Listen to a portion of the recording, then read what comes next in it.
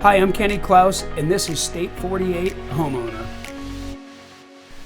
Welcome back to the State 48 Homeowner Podcast, and we're back with Alysia Moore from Fidelity National Title. How you doing? I'm good. Thanks for having me today. So it happens more and more and more. Every day we find out new ways that people are trying to defraud people. It happens a lot.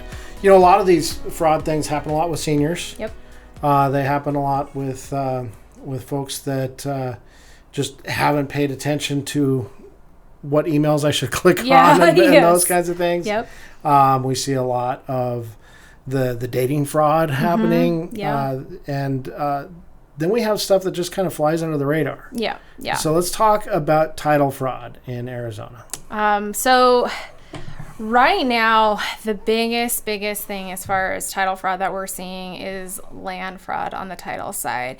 A lot of if it's too good to be true, it probably is. So what is happening is the fraudsters are going after vacant lots because nobody's really paid attention to those for, the last handful of years. I mean, we're talking people that have acquired land properties back in 2006 in that era, and then we went through this just giant boom. Everybody was so focused on the homes. Well, these fraudsters have caught on to the fact that nobody's paying attention to the vacant lots. So what they are doing now is they are posing as the record owners, and they're selling their lots and they're taking off with the money essentially. And more so, it's happening in those absentee owner situations where the seller doesn't live local in the Arizona area. They're actually out of state.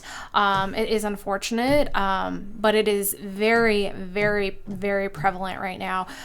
We're seeing it more and more every day. It's come across our office a few times where we've walked away from transactions. It doesn't look legit. It's got to be fraud, and unfortunately... Which out the gate, it'll often look not that crazy. We have a lot of transactions in Arizona that deal with people that we may not see face to face because they're out of the country. My first real estate transaction was some buyers that were in Europe, and we did the inspection over Zoom. I knew them personally, so it was a little bit easier, but they were not in the U.S. until after closing. Dad came to the inspection, but other than that, everything was over. What was it? Skype was what it was way back then. We didn't have Zoom. Zoom didn't exist then. But it was breaking technology back then. But we do deal with people that are remote, and they say, "Hey, I have to sell this property. Mom needs the money. Yeah, we need to sell her property. Yeah. Okay, great."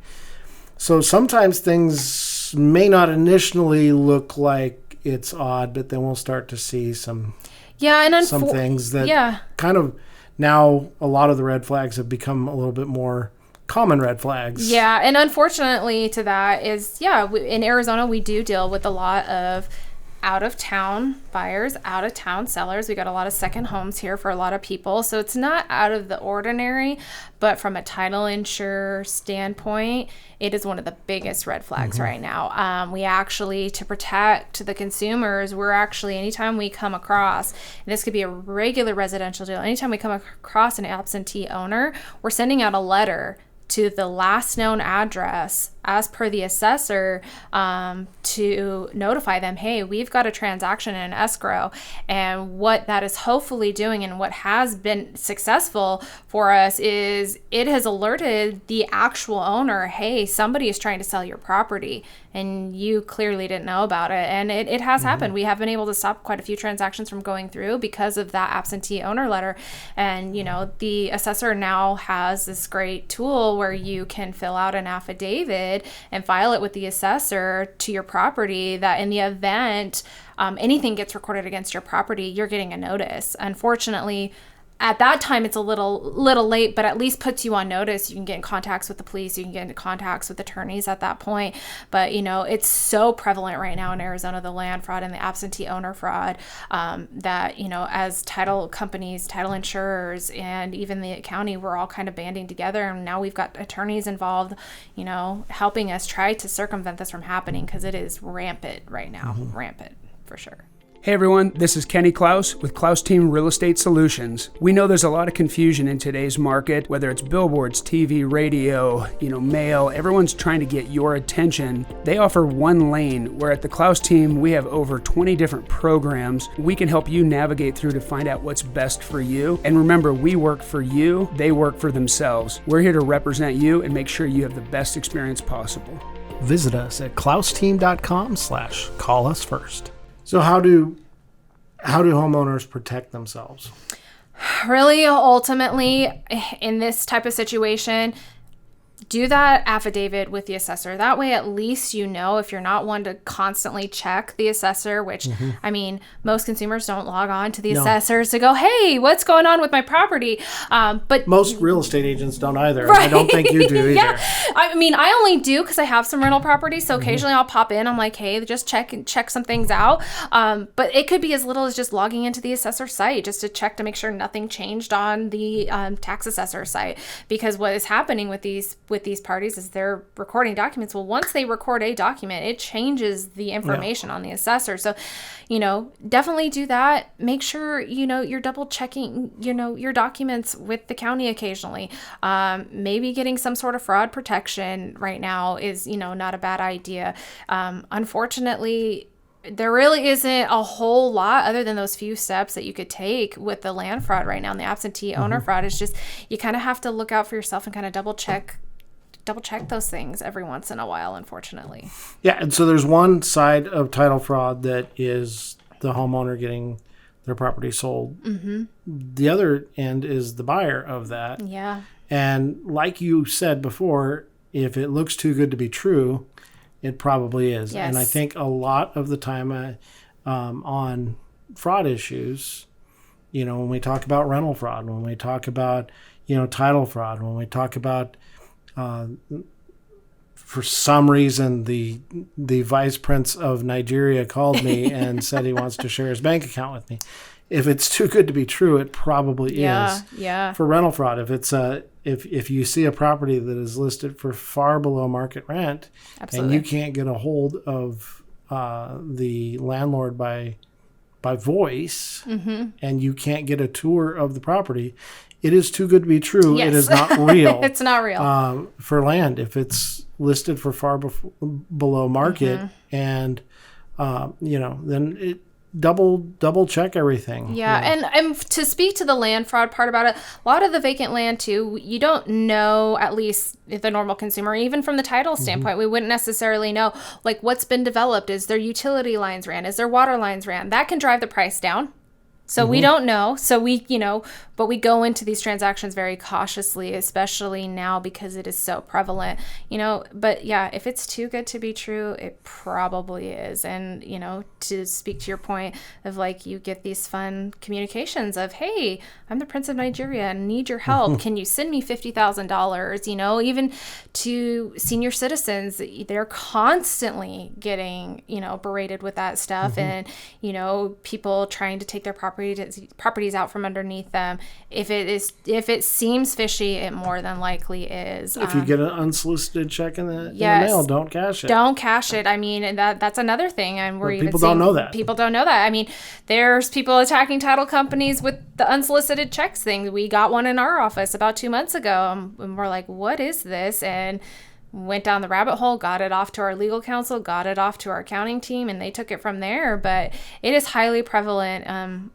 in all aspects. Wire fraud hits the buyers. It hits the sellers too.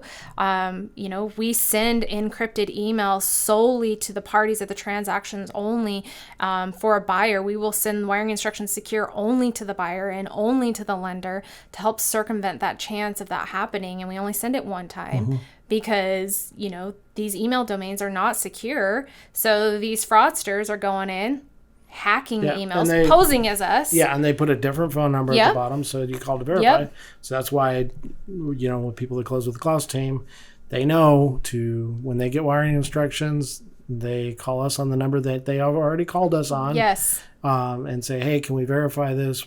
We already know who the title company people are. Yes. And we already have their contact info, and so we verify all wiring instructions for our folks because it's just So prevalent. It is. And then you got the AI technology out now too, and they're starting to figure out how to use that. So definitely as a buyer, when you are being asked to send funds, you call the known sources, call the known numbers that you have. Do not call from the email you were sent. Don't reply to the email. Don't reply. Do not engage with the fraudster. Do not engage. So, yeah. Not to say that I wouldn't engage with the fraudster and just have a little bit of fun. Right? Might be a little bit of fun, but you haven't gotten it yet? What are you talking about? Yeah. So definitely, I mean, just be a little bit more high alert, and know for a seller too, with your proceeds, we have systems in place to protect your funds. No matter if you signed in our office, the instructions came through a secure portal, we are not sending those funds until we have had a verbal conversation with you from a known number that we have already talked to you from to verify those once again. So we're not sending your funds to the Prince of Nigeria who may have tried to intercept emails. So what happens if somebody does have a chunk of vacant land and they find themselves victim of title fraud?